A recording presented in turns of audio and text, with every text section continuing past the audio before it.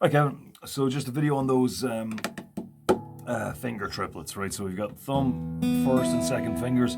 So the first thing to do is just get this really smooth. You can switch it, obviously now you've got a big distance here between your thumb and your first fingers. So, first and second finger. So move down to the fifth. I'm just gonna get used to picking out that fifth string reliably every time then.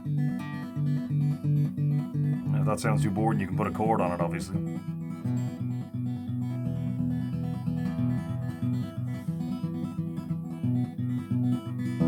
And to a metronome, steady as you can. So, if you need to start out like,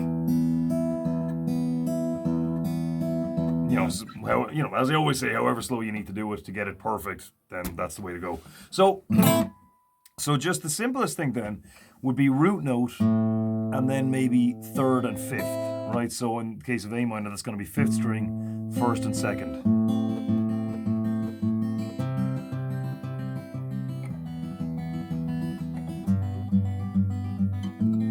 Now, when you're only doing three like that, you kind of need to be selective with which ones with which strings you pick, because with A minor, let's say, you've got A, C, and E. So there you've got all three of the notes out of that one. But if you keep the same position here, you've got C, C again, and then E. So there's no G in it. So not that that's the end of the world or anything, but just to be aware of it, because, with only three and with the way, with only three notes for each chord, and with the way the notes are distributed on the guitar, you might be repeating yourself a bit. But, so just to be selective in that way, it's not that you have to get all notes in every time or anything like that, but just to be aware of it. So something like A minor, C, E minor, G you might go bass note, whatever that happens to be, that should just be the root note. A fifth for A minor and C, sixth for E minor and G, and so on. And then maybe the third and second string.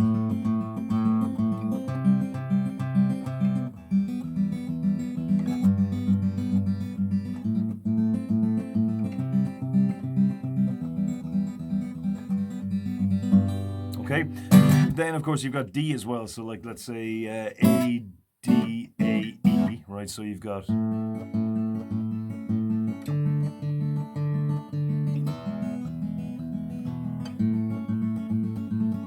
so definitely no harm to practice a chord progression that's got a bass note on three different strings. So you've got the A string, D, E. Now that's with my thumb changing bass note, but my two fingers are on the same string all the time, which again doesn't necessarily have to be the way it is.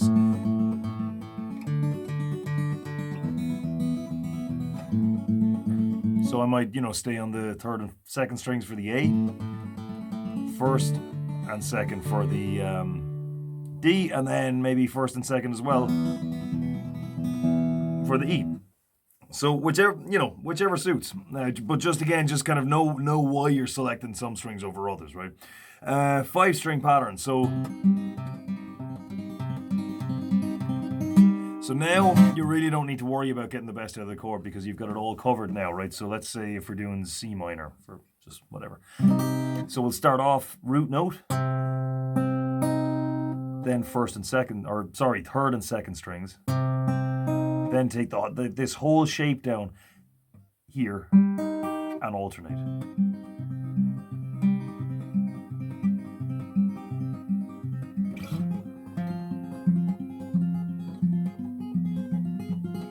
Whatever you want to do with it.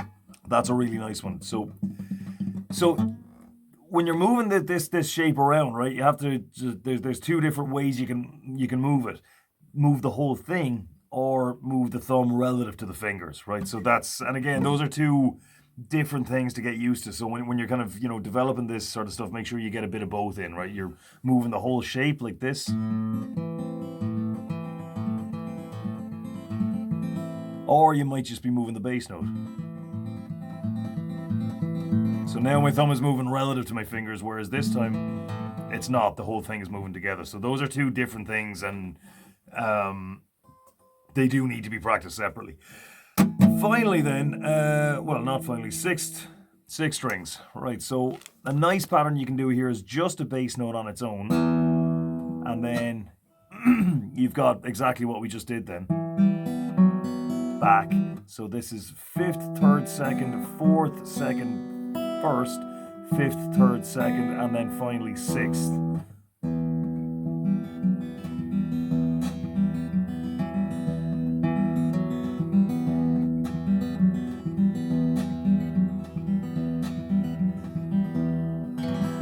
And it's cool. What I find quite difficult as well is getting in there on that A string while this one's ringing out without touching it. It's kind of, interrupts it just a little bit. It's not the end of the world, but you do want to tidy up all that kind of stuff. Yeah, you see what I mean? So anyway, so and as well, of course, you could, if you want, just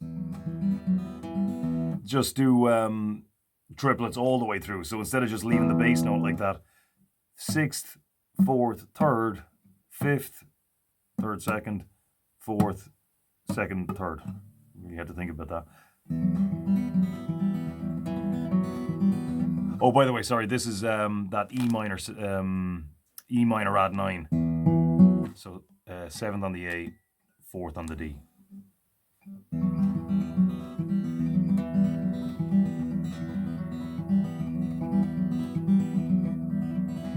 Okay, so I'm a little bit sloppy with that one myself. So that one really nails it, right? If you can do that, you're sorted with this, because it really kind of forces you to be able to find each string with your right hand very quickly. So, but again, I'm that's too quick for me right now, so I need to slow it down.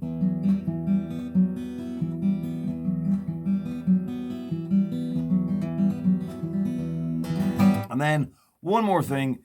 The 6-string chords, but with the root note in the 5th, on the 5th string. So you could go start off. You generally want to start off on the root. Again, you don't have to, but the chord always sounds a lot more solid when it starts off on the root. So hit the 5th string, then move back here to 6th, 4th, and 3rd.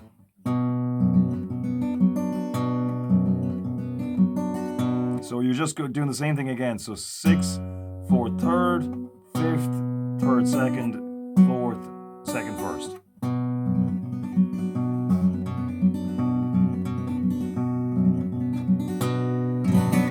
So it's just a really cool way to kind of arpeggiate chords and run through them. And it's triplets as well, which kind of makes it all nice and flowy as well. I always just like triplets anyway.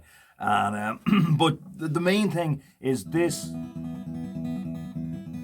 That needs to be easy. That needs to be really drilled. So yeah, see you get on with it anyway. Over time, you will find yourself playing chords like that, because it is really fun once this gets nice and fluid. So see you get on with it. Talk to you next time.